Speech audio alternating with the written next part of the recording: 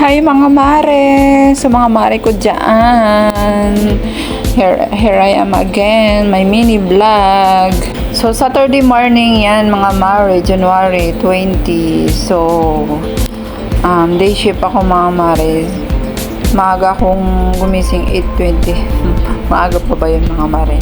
So dapat magigising ako ng 10 mare, 10 AM kasi ang pasok ko is 11 pa naman kasi may event kami ngayon sa SMX mga mare. So ayan, hindi ko natiis yung mga labahan mga mare, kaya naglaba-laba muna ako mga mare. Gumising ako ng 8 past para maglaba muna bago umalis ng bahay kasi ewan ko ba mare, ang bilis dumami ang mga labahan namin. So, magmamadali tayo maglaba mga mare dahil baka malate tayo sa event. Baka maiwanan ako ng aming sasakyan.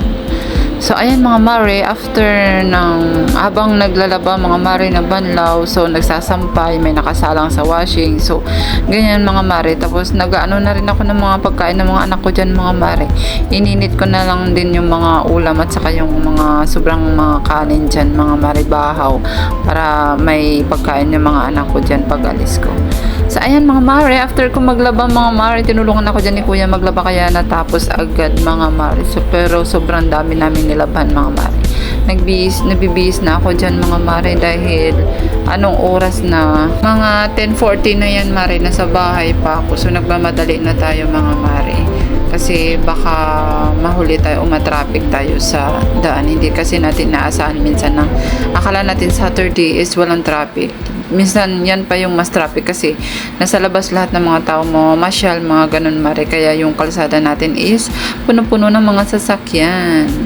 So ayan na mga mare, after ko magbihis, yun pala yung suot ko mare is bagong uniform namin. Kadalasan kasi yung mga nakikita nyo pag nasa event ako mare is yung orange polo shirt namin at saka yung black. So ngayon naman ay bago lang yan mga mare. So galing ng Suliman yung uniform na yan. Ang ganda. So ayan mare, nasa sasakyan na ako. Unang sinakyan ko pala mare is yung jeep. Tapos mali pala yung karatula. Nakalagay is Pilcoa pero politics pala siya mga mare. Ay nako, ang sarap ko to sa yung driver na yun. Nagmamadali na nga ako mare, mali pa yung nasakyan ko. O hindi pala ako mali mare, siya ang mali. So nagbus na lang ako mare, nakatayo ako. Nakita nyo naman po, standing position kahit Saturday mga mare, traffic. So ayan, pagdating ko sa base namin mare, sa detachment, ako na lang pala yung hinihintay. So sobrang late na talaga ako. 11:30 dapat mare, nandyan na kami. So ayan, nagbandi clock. Tignan nyo yung oras mare. 11, ano na ba yan? 11:35 na mga mare.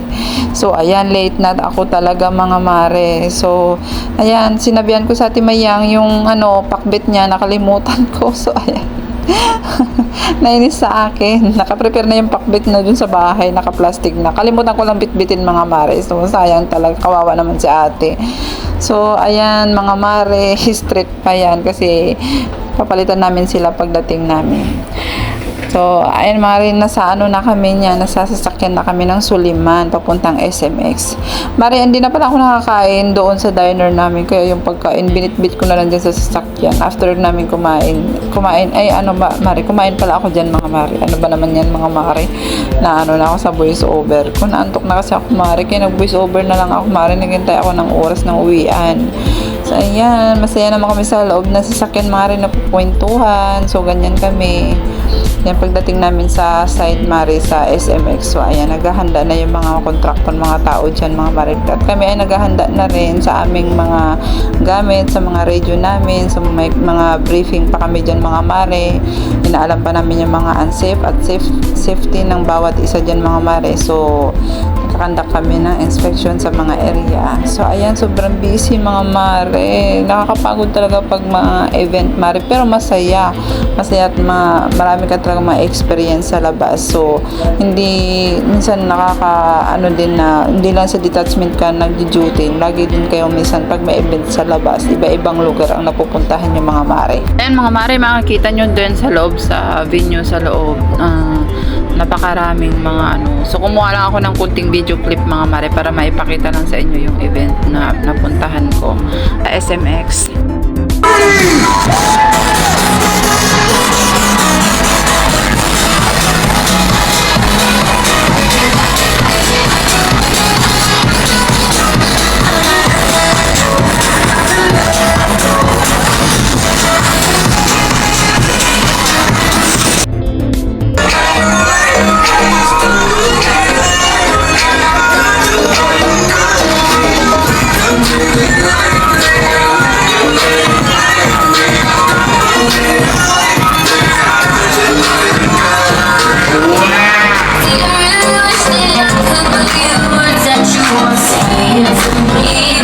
Ayan mga mare, natapos ang aming event na walang masamang nangyari sa bawat isa at safe ang lahat. Maraming salamat mga mare!